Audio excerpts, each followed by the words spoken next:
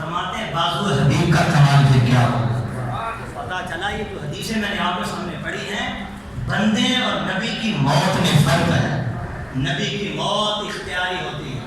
ہمارے پاس اسرائیل علیہ السلام تشریف لائیں، ہم بے اختیار ہے کہ نہیں؟ اور روک سکو گے ان کو؟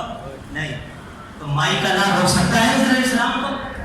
نہ. فرماتا بولاؤ کنتم فی بروج مشیدہ، اگر کہ تم مضبوط بنانے چلے جاؤ، جب یہ حکم ربی لے کے آئے گا کہیں بھی چلے جاؤ تمہارے روح جسم سے جدا کر دے گا. یہ اختیار، یہ پاور، یہ طاقت رب نے اپنے اسرائیل علیہ السلام کو عطا فرمائی ہے. ہم بے اختیار ہیں، ہم کچھ نہیں کر سکتے. وہ آئیں گے، روح نکال کر لے جائیں گے، لیکن نبی کے آگے فرشتہ خود بے اختیار ہے. کہیں سے ہم اسرائیل علیہ السلام کے آگے بے اختیار ہیں، پر اسرائیل انبیاء کے آگے بے اختیار ہے. کون نہیں جانتا جب مصطفیٰ علیہ السلام کی وصال کا وقت ہوا، اسرائیل علیہ السلام آئے اور دروازے کو دستک دی، کیونکہ سبق پہلے موسیٰ علیہ السلام پڑھا چکے تھے کہ میں نے تجھے تھپڑ اس لیے مارا ہے کہ کل کو امام الانبیاء کے گھر تشریف لے کے جائے گا. امام بخاری لکھتے ہیں، امام غزالی نے بھی اس کو لکھا کہ آئے جبریل اندر، اسرائیل علیہ السلام باہر، دروازے کو دستک ہوئی. حضور نے پوچھا کون؟ جبریل عرض کرتے ہیں کہ حضور وہ ہے کہ جو روح نکالنے کے لیے آتا ہے. اسرائیل علیہ السلام فرمایا اس کو اندر آنے دیں. اب اندر جا کے یہ نہیں کہا اللہ نے حکم دیا کہ روح آپ کے نکالو، کہا حضور رب کے حکم سے آیا ہوں اور اللہ نے آپ کو اختیار دیا. سبحان اللہ، اختیار دیا آپ کو. آپ چاہیں تو دنیا کو پسند فرمائیں، ابھی جئیں، زندگی جئیں اپنی، اور اگر چاہیں تو اپنے رب کا دیدار کے لیے رب کی طرف لوٹتے چلیں. حضور نے فرمایا کہ میں نے رب کی ملاقات کو قبول فرما دیا. تو پتہ چلا کہ نبی کی شان یہ ہے کہ نبی با اختیار ہوتا ہے. فرشتہ خود نبی کے سامنے بے اختیار ہے. فرشتہ خود نبی کے سامنے بے اختیار ہے. پتہ چلا عام مومن اور نبی کی موت میں یہی فرق ہے کہ ہماری موت حالت اضطراری میں ہوتی ہے. کوئی جہاز میں جا رہا ہے، جہاز کریش، سب ختم. ٹرین کا ایکسیڈنٹ، آدھے ختم. بس پلٹی، کتنے لوگ ہلاک ہو گئے. ایکسیڈنٹ میں مارے جاتے ہیں، چھتوں سے گر کے مارے جاتے ہیں، ہارٹ اٹیک ہوتا ہے مارے جاتے ہیں. ہماری حالت اضطراری ہے، کسی وقت بھی آ سکتی ہے. ہمیں مجبور کر کے بھی وہ مار سکتا ہے، لیکن نبیوں کو مجبور نہیں کرتا، نبی کو اختیار دیتا ہے. تم چاہو تو آ جاؤ، چاہو تو دنیا میں رہ جاؤ. جب موت میں مومن نبی کا مقابلہ نہیں کر سکتا تو پھر نبی کا مثل بھی کیسے ہو سکتا ہے؟ کیا شان نبی پاک علیہ السلام کی. چونکہ میں نے کہا تھا میرے بیان کا موضوع 3 ہے چیزیں، 2 چیزیں میں بیان کر چکا. قبر کے 3 سوالات، اور دوسری چیز مومن اور نبی کی موت میں فرق، اور تیسری چیز جو ثابت ہوئی وہ نبی پاک علیہ السلام کا حاضر و ناظر ہونا. نبی پاک علیہ السلام حاضر و ناظر ہے. اور بخاری شریف کے اندر ہے، حضور جنگل میں صحابہ کے ساتھ تشریف لے جا رہے تھے. دیکھا کہ 2 قبریں ہیں، ان دونوں کو عذاب ہو رہا.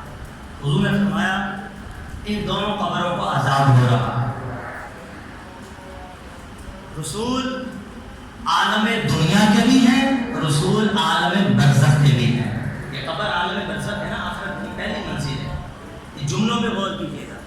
اور نگاہ مصطفیٰ کا عالم دیکھیے. حضور فرماتے ہیں کہ میرے مشاہدے کا عالم یہ ہے کہ ان اللہ رفع لی الدنیا فانا انظر الیہ والی ما ہوا قائم الی یوم القیامت کانما انظر الی کف هذه. فرمایا اللہ نے میرے لیے ساری کی ساری دنیا کو اٹھا دیا ہے. جو کچھ قیامت تک اس دنیا میں ہونے والا ہے میں سب کو یوں دیکھ رہا ہوں جیسے اپنے ہاتھ کی ہتھیلی میں رائی کے دانے کو ملازہ کروا.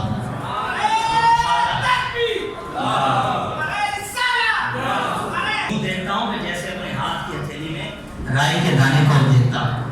اور ابراہیم علیہ السلام کو پہاڑ کے ایک چٹیل ٹیلے پہ کھڑے کر کے فرمایا فَكَذَلِكَ نُرِي إِبْرَاهِيمَ مَلَكُوتَ السَّمَاوَاتِ وَالْأَرْضِ. ہم اسی طرح ابراہیم علیہ السلام کو زمین اور آسمان کی بادشاہ دکھاتے ہیں. حسن نے لکھا کیا دکھایا؟ ایک نگاہ اٹھائی، ساتوں آسمان اور آسمان سے اوپر والی چیزوں کو دیکھ لیا. زمین پہ نگاہ ڈالی، تحت سرا سب اپنے اپنے حبیب کو یہ مشاہدہ ابراہیم علیہ السلام کا، اور حضور کا مشاہدے کا پھر عالم کیا ہوگا؟ اور یہ مشاہدہ جا رہے ہیں صحابہ کے ساتھ، اور فرمایا دونوں کو عذاب ہو رہا ہے، اور وجہ بھی بتا دی، ریزن بھی بتا دیا، ایک تو دیکھنا کمال، پھر ریزن بتا دیا، فرمایا ان میں سے ایک تو چغلی کرتا ہے اور دوسرا پیشاب کے چھینٹوں سے نہیں پوچھتا، اور پھر فرمایا اب اس کا حل کیا؟ حل بھی ارشاد فرما دیا، اس لیے تو کہتے ہیں کہ نبی مشکل کشا ہے، کہیں سبحان اللہ، دنیا میں ہمارے لیے مشکل کشا ہے، اور عالم برزخ میں ان کے لیے جو قبر میں جا چکے، دیکھیے کیسی مشکل کشائی کی ہمیں نہ بلال نے فرمایا اتارو کھجور کی شاخ کو، اتارو کھجور کی شاخ کو اتارا، اس کے دو ٹکڑے کیے، اور ایک ٹکڑا اس قبر پہ لگایا، دوسرا اس قبر پہ لگایا، اور فرمایا صحابہ جب تک یہ شاخ تر رہے گی اللہ کا ذکر کرتی رہے گی، ان دونوں کی قبر کے اندر عذاب میں تخفیف ہوتی ہے۔ کیا بات ہے، چند صحابہ بھی رہے، چند مصطفیٰ بھی رہے ہیں، لیکن فرق یہ ہے صحابہ دنیا دیکھ رہے، مصطفیٰ دنیا کے ساتھ ساتھ عالم برزخ کو بھی دیکھ رہے۔ جس طرح مشکل کشائی حضور دنیا والوں کی فرماتے ہیں، اسی طرح مشکل کشائی عالم برزخ والوں کو بھی فرما رہے ہیں۔ اور پھر کیا پتہ چلا؟ پتہ ہی چلا جب حضور خود عالم برزخ یعنی قبر شریف میں تشریف لے گئے، تو تب بھی اب بھی حضور مشکل کشا ہے، اب بھی حضور مشکل کشائی فرما رہے ہیں۔ جب دنیا میں رہ کے عالم برزخ والوں کی مشکل کشائی کر رہے ہیں، تو برزخ میں جا کے دنیا والوں کی مشکل کشائی کیسے نہیں کر سکتے؟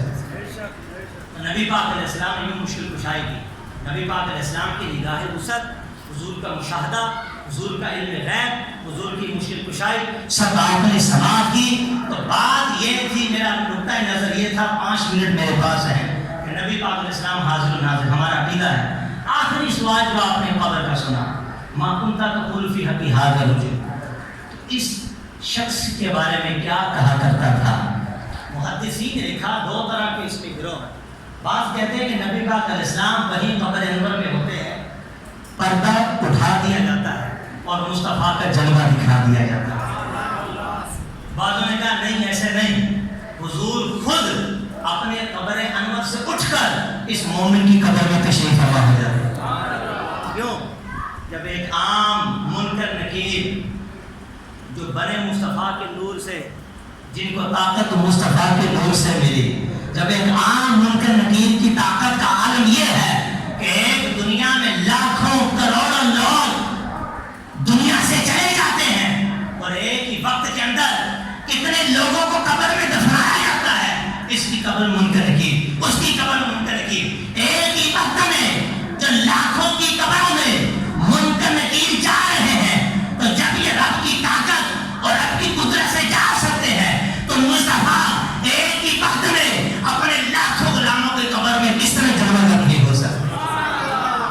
ہمیں وہ خود بنفس نفیس اپنے ظاہری جسم کے ساتھ اپنے غلاموں کی قبر میں جلوہ فرما ہو گئے۔ یہ نبی پاک صلی اللہ علیہ وسلم حاضر ہے، رب فرماتا ہے وَيَكُونَ الرَّسُولُ عَلَيْكُمْ شَهِيدًا، ہم آپ کو ان پر گواہ لائیں گے۔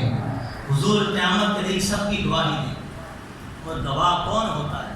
گواہ کون ہوتا ہے؟ مفردات فی القرآن کے اندر امام راغب اصحابی رحمۃ اللہ تعالی لکھتے ہیں کہ رب نے محبوب کو شہید بھی فرمایا، رب نے حبیب کو شاہد بھی فرمایا۔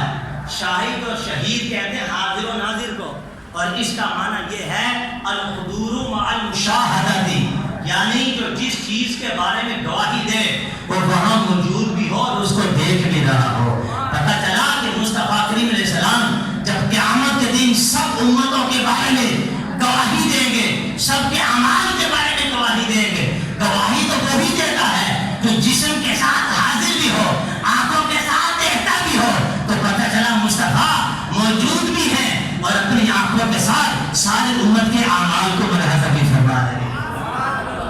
ہمارے آقا زندہ ہیں، ہمارے آقا حاضر و ناظر ہیں، اس لیے پروانوں، مصطفیٰ کے دیوانوں، ہر وقت اپنے نبی کی ناموس پہ مر مٹنے کے لیے تیار ہو۔ اور جب قبر میں جاؤ، بس آخری بات میں اپنے بیان کے اختتام کی طرف لے کے جا رہا ہوں، سنیوں کے امام سرکار اعلیٰ حضرت رحمۃ اللہ تعالی فرماتے ہیں کہ جب میری قبر کھودو تو اتنی وسعت میں کھودنا، اتنی لمبی ہو، اتنا کشادہ ہو کہ میں وہاں پر بآسانی کھڑا ہو سکوں۔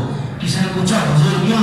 کہا کہ میرے حضور تشریف لائیں، آج تم دنیا کے اندر میرا لکھا ہوا سلام پڑھتے ہو، مصطفیٰ جن رحمت پہ لاکھوں سلام۔ تو جب وہ کالی زلفیں لہراتے ہوئے قبر میں تشریف لائیں گے، میں کھڑا ہو کے پڑھوں گا مصطفیٰ جن رحمت پہ لاکھوں سلام۔ یہ ہے عقیدہ، یہ ہے کنسپٹ جن کا، اور یقیناً ایسا ہوا ہوگا، ایسا ہوا ہوگا۔ قبر میں سرکار آئیں تو میں قدموں میں گروں، گر فرشتے بھی اٹھائیں تو میں ان سے یوں کہوں، اب تو پائے ناز سے میں اے فرشتوں کیوں اٹھوں، مر کے پہنچا ہوں یہاں اس دل ربا کے واسطے۔ آمین بجاہ نبی امین وما علینا الا البلاغ۔